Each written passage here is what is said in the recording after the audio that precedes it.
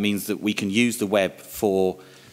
I meant public surgeries, your meetings that you showed as the meeting rooms. I understood that this is the public surgery where people come together and talk. No, the point about a social media surgery, which obviously I didn't explain very well, sorry about that, is it's where bloggers teach community groups and active citizens how to use the web to tell their own stories, to connect with each other, to collaborate, to hold power to account. So it's basically providing social media skills to civil society in a community. So my view is that at the same time you talked about part of our work is working in public sector organisations, helping people understand how to use the web for their work. Yes. Another part of our work is working in communities, getting active citizens using the web so that you can actually start to have a fruitful conversation on the internet that involves a wide enough range of people that it's a sensible, sane, reasonable conversation. Because at the moment, what you often get is around a particular issue, if there aren't enough voices involved, you get the extremists lobbing hand grenades at each other and nobody wants to take part in that conversation. You just look at it and go, whoa!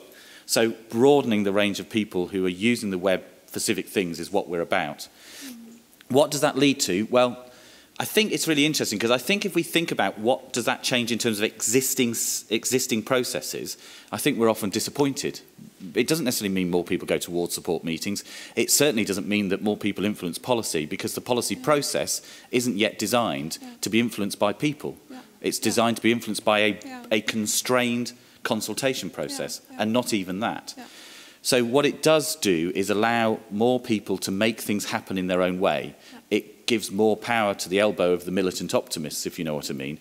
But the next stage is that government flexes, changes, opens up, or is cracked.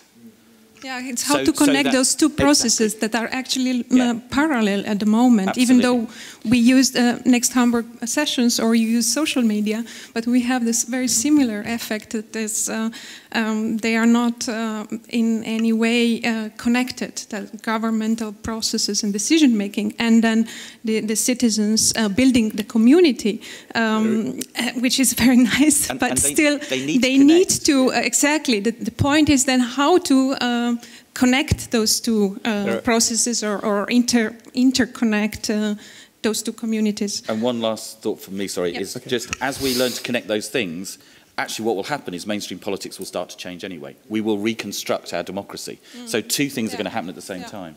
But we currently have some sort of small steps where we can interconnect these two possibilities, and one of them is something I presented in 1 or 2 minutes in my presentation about direct democracy. This is one possibility where we can say, okay, at the beginning we have a participation process, and at the end we'll have a public decided plebiscite, and we all will decide what will happen. This is one possibility how you can, of course, interconnect these sort of things. But I'm absolutely with you if you just say people, okay, come, spend your time and participate, and in the end we will decide whatever we like to do. And this is it is working very often this way, and this is the reason why I don't go to these panels anymore.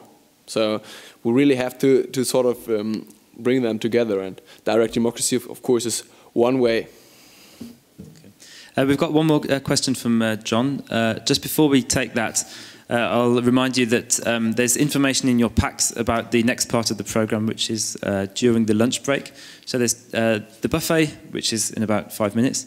Then for 20 minutes the buffet is open, and then but the buffet is open for an hour in total, but after 20 minutes we're starting these small presentation corners where you can go and talk to a few people about their projects. Some people have kindly volunteered to talk about themselves for 20 minutes at a time. So there are 3 in parallel, and then 20 minutes is the first 3 in parallel, and then after 20 minutes there's the second 3 in parallel. It's designed to be very informal.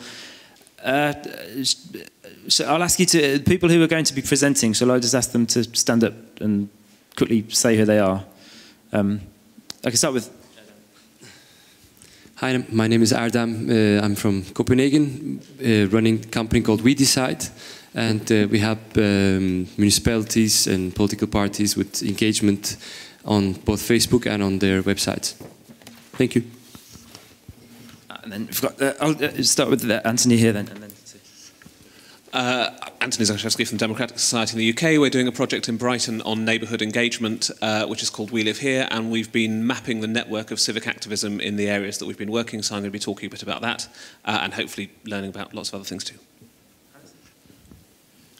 Hannes Rutzig from Demos e-participation company. I'm going to introduce to you a platform called höchstspannend.de, which is an information and e-participation portal on the energy transition. Thank you very much. Hi, this is Nadine. I'm working for a project on youth and e-participation, and yeah, I think the rest I will explain during the presentation. Thank you. And then I think... I'm Peter Sonntagbauer from Football Project, which is a large-scale Europe FP7 project in the area of e-participation, social media and simulation. So we are trying to combine all the approaches and also hopefully get some new IT technologies into that. Right, so I haven't completely broken the flow of the conversation. I'll ask John to ask his question. Thanks, John Shaw from Brighton and Hove City Council. My question's mainly aimed at Nick, but before I ask the question, I just wanted to kind of respond to the earlier questions that was raised by you in the sense of how you're connecting. In Brighton and Hove City Council, for example, we are actually working on a project at the minute about how you connect what we call the three interrelated parts of public service, citizens and innovation, and how we bring those elements together so that citizens are involved in the design and delivery of public services. So it's an actually fascinating time for us. And it just kind of leads me neatly into the question I've got for Nick in terms of the stuff that you experienced with Birmingham City Council. And I thought that was fascinating, and I remember the whole fiasco over the website, and indeed I wrote an article about that, heavily criticising them at the time of fundamentally cocking this up in a spectacularly great way. What's the relationship like now, and how is Birmingham City Council responding to what is happening at that civic action level? Well, the relationship has got a lot better. It took about 18 months to 2 years for some of the people who'd been most made most uncomfortable by that to actually start talking to us. But then that's true. You know, ultimately these are, we're people. And if you do things that embarrasses somebody or hurts somebody, it still embarrasses them and it still hurts them. The main problem with Birmingham is it's so big. It's such a big council that it's so embroiled in its own internal politics, plus it's got Service Birmingham and Capita sitting right at the heart of it, that it's almost impenetrable. But there are, you know, there are militant optimists in the City Council. There are things that happen under the radar. But broadly speaking, the stuff we manage to do with the council happens under the radar, doesn't go through the comms department. You know, so I think that Birmingham is too big a nut to expect to allow itself to be cracked. However, we've got a new administration coming into power. We'll see, you usually get about 6 months of people being open-minded before they start to get paranoid again. So we'll see. Right, so any further questions before we go to the lunch break? I'll just reassure you that there is an hour of full-on buffet. Okay. So I think people were getting the idea that there was only 20 minutes. I know, yeah.